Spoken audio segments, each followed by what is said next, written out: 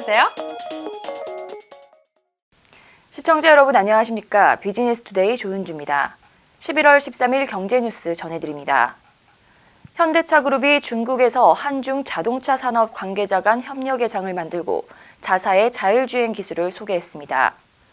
중국 국가정보센터가 공동 주최한 행사에서 현대차는 전방 충돌 방지 보조와 고속도로 주행 보조 등 자율주행 기술이 미국 자동차 공학회에서 분류한 레벨 2 수준의 상용화 단계를 넘어섰다고 밝혔습니다. 그러면서 스마트시티 파일럿 프로젝트를 비롯해 고도화된 자율주행차 출시를 목표로 바이두 등 여러 중국 업체와 자율주행차 개발을 추진하고 있다고 말했습니다. 한편 중국 정부 연구기관인 국가정보센터는 중국 소비자들이 자율주행 기술을 비롯한 첨단 기술에 대한 수용도가 높다는 분석을 내놨습니다. 현대자동차가 세계적인 모터스포츠 대회 2019 월드랠리 챔피언십에서 종합 우승을 차지했습니다. 우리나라 레이싱팀이 세계적인 모터스포츠 대회에서 종합 챔피언에 오른 것은 이번이 처음으로 당초 오는 14일부터 17일까지 호주에서 올해 마지막 14번째 경기가 열릴 예정이었으나 호주 동부 지역에서 발생한 대규모 산불로 취소되면서 현대 월드랠리팀의 종합 우승이 확정됐습니다. 토마스 시미에라 현대차 상품본부장 부사장은 현대차가 월드랠리 챔피언십 진출 역사상 처음으로 제조사 우승 타이틀을 얻게 돼 기쁘다며 모터스포츠를 통해 발굴된 고성능 기술들은 양산차 기술력을 높이는 데 큰 영향을 주고 있다고 말했습니다. 현대중공업그룹이 대우조선해양과의 기업 결합을 위해 유럽연합의 공정위원회에 본심사 신청서를 제출했습니다.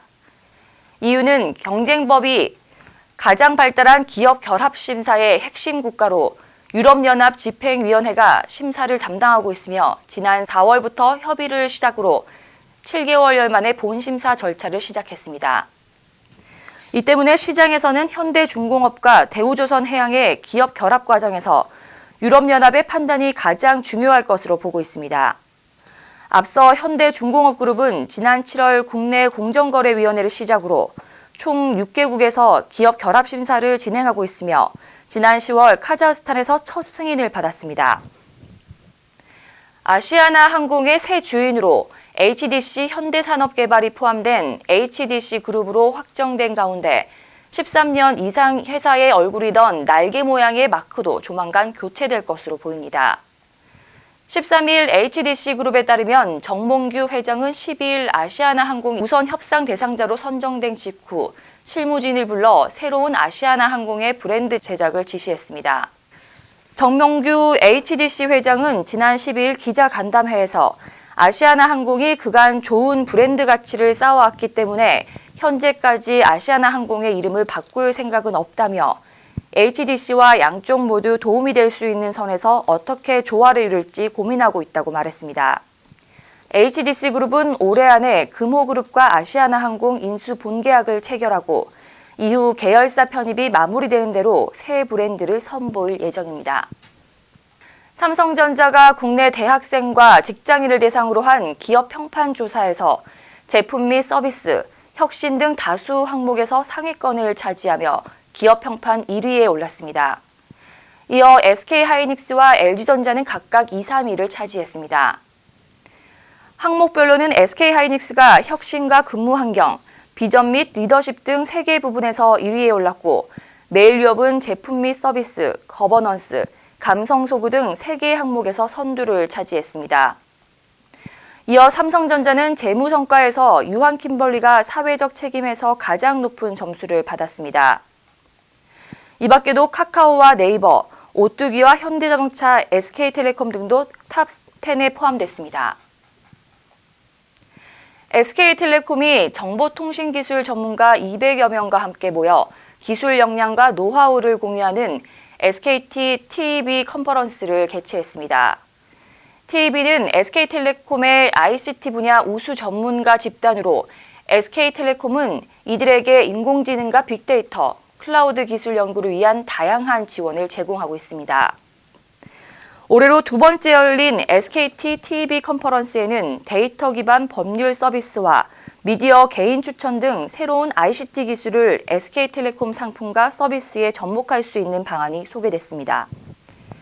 문현회 SK텔레콤 기업문화센터장은 5G 시대의 경쟁력을 확보하기 위해 협력과 공유를 통한 기술 생태계 활성화가 더 중요해지고 있다며 앞으로도 SK그룹 ICT 전문가들이 마음껏 역량을 펼치며 시너지를 창출할 수 있는 기업 문화를 만들 거라고 밝혔습니다.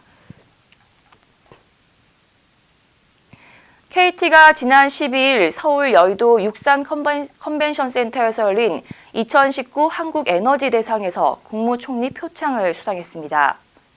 KT는 지난 2017년부터 스마트 에너지를 포함한 5대 플랫폼을 집중 육성하고 있습니다. 이 중 스마트 에너지 산업의 일환으로 유무선 통신용 냉각 시스템 신기술 적용 및 통신시설의 운영 최적화를 위해 지속적인 에너지 절감을 실천해 오고 있습니다. 특히 KT 북대구 사옥은 노후 설비 교체와 함께 KT의 통합 에너지 관리 플랫폼을 사용해 5년간 연평균 에너지는 3.8%, 온실가스는 923톤을 줄였습니다. 올해 41번째를 맞이하는 한국에너지대상은 국내 에너지 관련 업계에서 가장 뛰어난 성과와 혁신을 이루어낸 유공자와 단체를 선정해 시상하고 있습니다. 네이버가 최근 사회적 문제로 다시 주목받고 있는 뉴스 악성 댓글에 대한 필터링을 강화한다고 밝혔습니다. 네이버는 자체 개발한 악성 댓글 필터링 AI 기술 클린봇을 뉴스 서비스에도 적용하고 불쾌한 욕설이 포함된 댓글을 노출되지 않도록 했습니다. 네이버는 지난 4월부터 클린봇 기능을 웹툰과 주니버, 스포츠, 연예 등 서비스에 순차적으로 적용해 왔습니다. 한편 악플을 상습적으로 다는 이용자에 대한 제재도 강화될 전망입니다. 네이버 관계자는 앞으로 댓글 정책과 관련해서 계속 변화가 있을 거라고 말했습니다. 넷마블이 7개의 대제 등 2분기 신작들의 실적이 본격 반영되면서 3분기 매출과 영업이익이 큰 폭으로 증가했습니다. 넷마블은 지난 3분기 연결 기준으로 매출 6,199억 원, 영업이익 8,440억 원을 기록했다고 밝혔습니다. 매출은 전년 같은 기간보다 17.9%, 영업이익은 전년 동기 대비 25.4% 늘어난 수치로 3분기 매출의 경우 지난 2017년 1분기 이후 분기 기준 최대치이며 영업이익은 2017년 4분기 이래 가장 높은 수치입니다.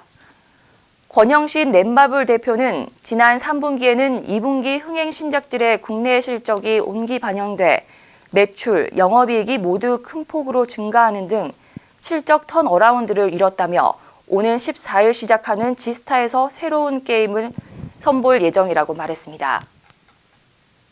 오늘 소식 모두 알아봤습니다. 시청해주신 여러분 고맙습니다.